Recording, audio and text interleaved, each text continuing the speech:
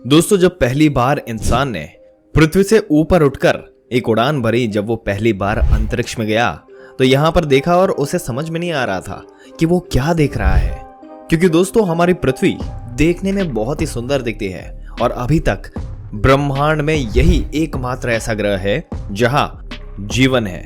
यानी कि हमारी पहुंच में अभी तक हमने कहीं भी जीवन के दर्शन नहीं किए। और सवाल यहां पर वही का वही है कि पृथ्वी जो कि आसमान में, जब हमने स्पेस में उठकर देखा तो ये आसमान में किस तरीके से टिकी हुई है। आखिर इसको सपोर्ट करने के लिए कौन सा फोर्स लगा रहता है। क्योंकि दोस्तों, आप जरा सोचिए, पृथ्वी के दाएं बाएं ऊपर और नीचे कुछ भी नहीं है।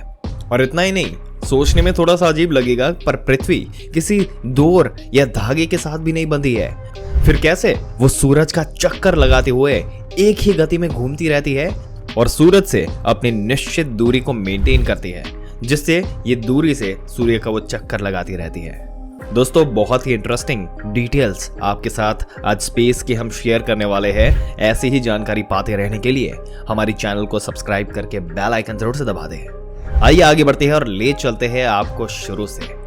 दोस्तों, स्पेस में सूरज का निर्माण और दूसरे ग्रहों के अस्तित्व में होने से ही लाखों सालों में कई सारे बदलाव हुए हैं, कई परिवर्तन हुए हैं, या फिर यूं कहे जिसकी वजह से धरती पर जीवन शुरू हुआ और संभव हो पाया है। दोस्तों, अगर बात की जाए उस दौर की जब शुरुआती समय में पृथ्वी पर जीवन का कोई नामो निशान नहीं था, बल्कि केवल एक दहकती हुई आग का गोला था। और आज के समय में आप शुक्र ग्रह को देख सकते हैं, ऐसी ही धरती हुआ करती थी, बंजर, जहां का टेम्परेचर बहुत ज्यादा हुआ करता था, करीब 400 डिग्री सेल्सियस, और चारों तरफ ये आग से झुलसी हुई दिखाई दे रही थी। जो पृथ्वी आज आपको रंग बिरंगी दिखाई दे रही है, यानी जो ये खूबसूरत सा नीले रंग का जो गोला आपको दिखाई दे रहा है, ये एक आग के गोले जैसा दिखाई देता था। इसके बाद के समय में ये ठंडी होती चली गई और इसके बाद चांद का निर्माण हुआ, जिससे पृथ्वी का जो गुरुत्वाकर्षण बल है वो सूर्य के गुरुत्वाकर्षण बल के मुकाबले बहुत ही कम हुआ था। इसी वजह से पृथ्वी लगातार सूर्य के चक्कर लगाती रहती है, क्योंकि चक्कर नहीं लगाएगी तो सूरज पृथ्वी को अपनी ओर खींच लेगा और पृथ्वी सूरज में समा जाएगी। केवल पृथ्वी नहीं, यहाँ पर एक ऐसा सीक्रेट, ऐसा राज दफन है जो हम आपको बताएंगे। अगर पृथ्वी सूरज के आसपास चक्कर लगाना बंद कर देगी तो सूरज पृथ्वी को अपनी ओर खींच लेगा। और सिर्फ पृथ्वी ही नहीं, कोई भी ग्रह, पूरे सोलर सिस्टम में कोई भी जो प्लैनेट है, अगर वो परिक्रमा करना बंद कर दे तो सूरज के अंदर वो समा जाएगा। क्योंकि सूर्य का गुरुत्वाकर्षण बल इतना स्ट्रांग है कि कोई भी जो है इसको अपनी ऑर्बिट छोड़कर ये जा नहीं सकता। वो सूरज से जितना दूर है उतनी ही दूरी पर उसकी परिक्रमा करता रहेगा। और दोस्तों, यही रीजन, यहाँ पर सबसे पहला रीजन है, ये ग्रेविटेशनल पुल की वजह से हमारी धरती घूमते हुए सूर्य का चक्कर लगाती रहती है और ना कभी यहाँ पर रुकती है और ना ही कभी इसके पास जाती है। और ये तो हम सबको पता है कि जब पृथ्वी सूरज का एक चक्कर पूरा लगाती है तब धरती पर 1 साल का समय होता है। लेकिन यहाँ पर सवाल ये भी उठता है कि पृथ्वी के साथ सूरज का जो कनेक्शन सिर्फ गुरुत्वाकर्षण बल का ही नहीं है, क्या इसके पीछे कोई और वजह हो सकती है? दोस्तों, सवाल ये भी है कि अगर सूर्य का गुरुत्वाकर्षण बल इतना मजबूत है तो फिर क्यों ये पृथ्वी को अपनी ओर खींच नहीं लेता और पृथ्वी को निगल क्यों नहीं जाता? वैसे अगर सिंपली देखा जाए तो जिस चीज का ग्रेविटेशनल पुल ज्यादा होता है वो दूसरी चीज जिसका ग्रेविटेशनल पुल कम होता है उसको अपनी तरफ खींच लेता है। फॉर एग्जाम्पल, अगर आपको बताए जैसे स्पेस में कोई उल्का पिंड अगर पृथ्वी की ऑर्बिट में दाखिल होता है तो पृथ्वी का ग्रेविटेशनल पुल उसे अपनी ओर खींचता है और इसका परिणाम ये निकलता है दोस्तों कि उल्का पिंड, इसका टकराव पृथ्वी से हो जाता है। ऐसे में ये कह सकते हैं कि पृथ्वी सूर्य के केवल गुरुत्वाकर्षण बल से नहीं जुड़ी, बल्कि इसके अंतरिक्ष में टिके रहने का कारण भी यही है। रियलिटी में पृथ्वी अपनी दूरी पर 24 घंटे में एक बार घूमती है, जिसके परिणाम स्वरूप धरती पर दिन और रात होते हैं। और 24 घंटे में पृथ्वी के घूमने की इस प्रोसेस को रोटेशन ऑफ अर्थ कहा जाता है, जिसे हम हिंदी में अपने ही अक्ष पर घूमना कहते हैं। पृथ्वी अपनी दूरी पर घूमती हुई सूरज का 1 साल में एक चक्कर पूरा करती है, तो उस प्रोसेस को रेगुलेशन ऑफ अर्थ कहा जाता है। यानी कि सूर्य पृथ्वी और दूसरे प्लैनेट को अपने ग्रेविटेशनल बल में बांधे हुए, जिसके परिणाम स्वरूप सारे प्लैनेट्स सूर्य की परिक्रमा करते हैं। ऐसे में हमारे मन में यह भी सवाल आता है कि सूर्य में इतना ग्रेविटेशनल पुल कहां से आया, जिसकी वजह से ये सारे प्लैनेट्स उसके आगे पीछे घूमते रहते हैं और एक ही लोकेशन पर ठहरे रहते हैं। दोस्तों, सूर्य का गुरुत्वाकर्षण बल कैसे धरती की पोजीशन को तय करता है, ये भी सवाल आना लाजमी है।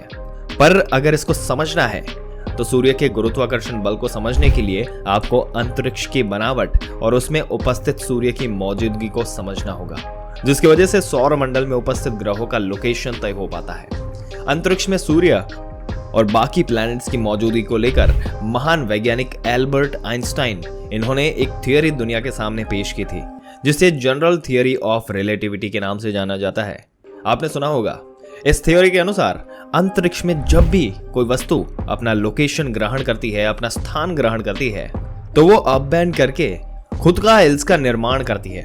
ऐसे में आने वाला कोई भी ग्रह है उस वस्तु के चारों ओर परिक्रमा करने लगता है। और ऐसे ही हमारे सूर्य के गुरुत्वाकर्षण बल और सौर मंडल के सभी के साथ जो होता है, क्योंकि सभी प्लैनेट जो है वो सूर्य द्वारा बनाए गए हिल्स पर रीजन के अंतर्गत आते हैं।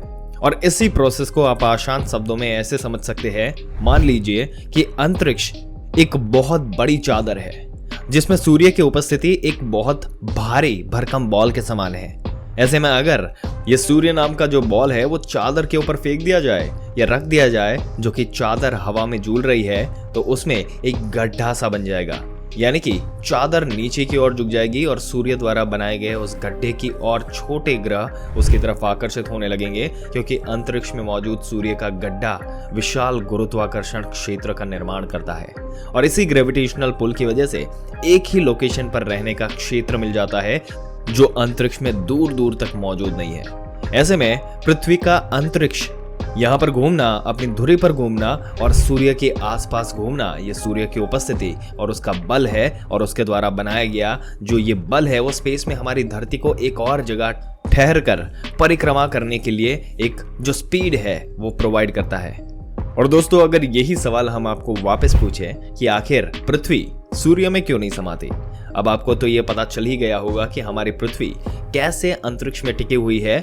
पर फिर भी आपको क्लियर वर्ड्स में अगर ये प्रोसेस समझाए तो असल में सूर्य का जो आकार है वो एक विशालकाय बॉल के समान है और इसके चारों ओर मजबूत ग्रेविटेशनल पुल का निर्माण होता रहता है। ऐसे में हमारी पृथ्वी जो डायरेक्शन में सूर्य का चक्कर लगाती है, जिससे हमारी पृथ्वी पर परपेंडिकुलर फोर्स जो है वो लगता है।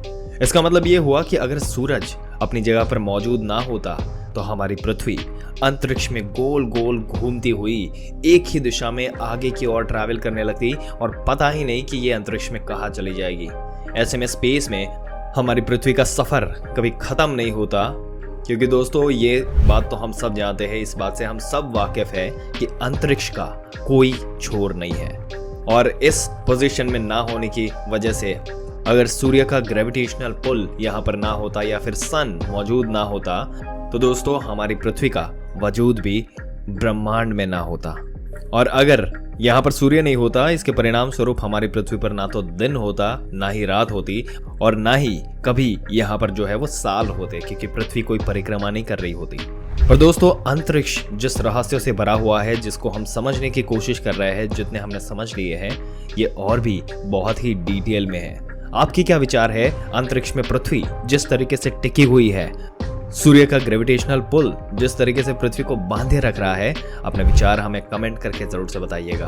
अगर ये वीडियो और इसमें दी गई जानकारी आपको अच्छी लगी हो तो अपने दोस्तों और रिश्तेदारों के साथ जरूर से शेयर कर दें, और ऐसी ही जानकारी पाते रहने के लिए हमारी चैनल को सब्सक्राइब करके बेल आइकन जरूर से दबा दें। मिलते हैं एक और दिलचस्प वीडियो में एक और दिलचस्प जानकारी के साथ।